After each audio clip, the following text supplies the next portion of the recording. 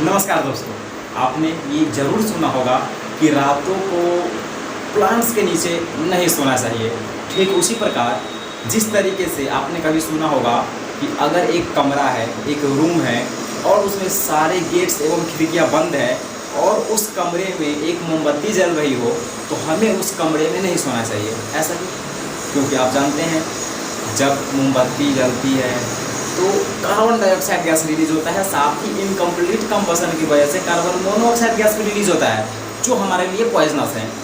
तो अगर मैं आपको कहूँ कि रात के टाइम में plant carbon dioxide gas release करता है जिसकी वजह से हमें प्लांट के नीचे नहीं सोना चाहिए, तो आप कहोगे ना आप झूठ बोल रहे हो ना सर, आप झूठ बोल रहे हो, आप झूठ बोल रहे हो। क्योंकि हमने बचपन से सुना है कि प्लांट तो ऑक्सीजन देते हैं, कार्बन डाइऑक्साइड हम लोग छोड़ते हैं। तो फिर ये प्लांट कब से कार्बन डाइऑक्साइड छोड़ने लगा जिसकी वजह से हम प्लांट के नीचे नहीं सोएंगे? ऑफ कोर्स मैं सही कह रहा हूँ और आप सही सुन रहे हैं। प्लांट रात के टाइम में कार्बन डाइऑक्साइड गैस रिलीज करते हैं जिसकी वजह से हमें प्लांट के नीचे नहीं सोना चाहिए। ऐसे कैसे, मैं आपको अभी एक्सप्लेन करता हूँ। नमस्कार दोस्तों, मैं दुर्गानंद कुशवाहा। मैं आपको the vision science academy Saharghat YouTube channel पर मैं आपको क्लास 9th एवं 10th के लिए बायोलॉजी पढ़ाता हूँ और आज हमारा टॉपिक है रेस्पायरेशन इन प्लांट्स। हमने पिछले क्लासेस में रेस्पायरेशन के बारे में पढ़ लिया है, एनिमल्स में रेस्पायरेशन कैसे होता है, रेस्पायरेशन कितने टाइप के होते हैं, और आज हम लोग पढ़ने वाले हैं कि प्लांट्स में रेस्पायरेशन कैसे होता है। तो सिंपल, जैसे हम लोगों में रेस्पायरेशन होता है, जैसे एनिमल्स में रेस्पायरेशन होता है, वैसा ही रेस्पायरेशन प्लांट्स में होता है।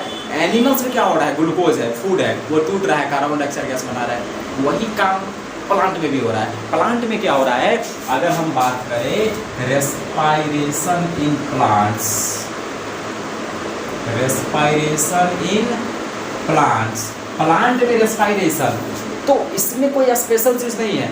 इसमें भी क्या हो रहा है, जो फूड है, जो ग्लूकोज है, वो ऑक्सीजन लेकर के कार्बन डाइऑक्साइड गैस बना रहा है और अपना एनर्जी बना रहा है।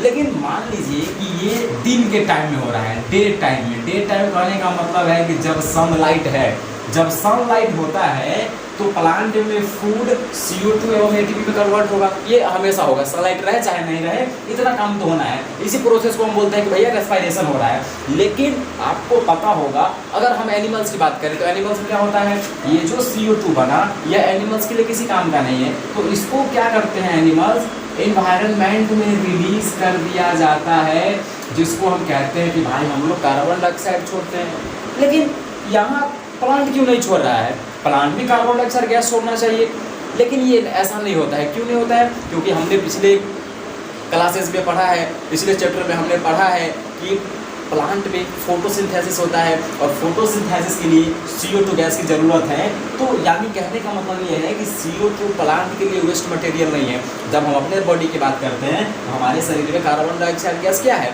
वेस्ट मटेरियल है। लेकिन प्लांट के बॉडी में CO2 वेस्ट मटेरियल नहीं है। ये क्या करता है, प्लांट CO2 का यूज करेगा फोटोसिंथेसिस के लिए, यूज फॉर फोटोसिंथेसिस, यानी कि ये CO2 को बाहर नहीं निकालेंगे। दिन के टाइम में ये CO2 क्या करेंगे, फोटोसिंथेसिस के लिए यूज हो जाएगा। और आपको पता है यह जो CO2 है यह वाटर के साथ मिल करके क्या बनाने वाला है, फूड बनाने वाला है।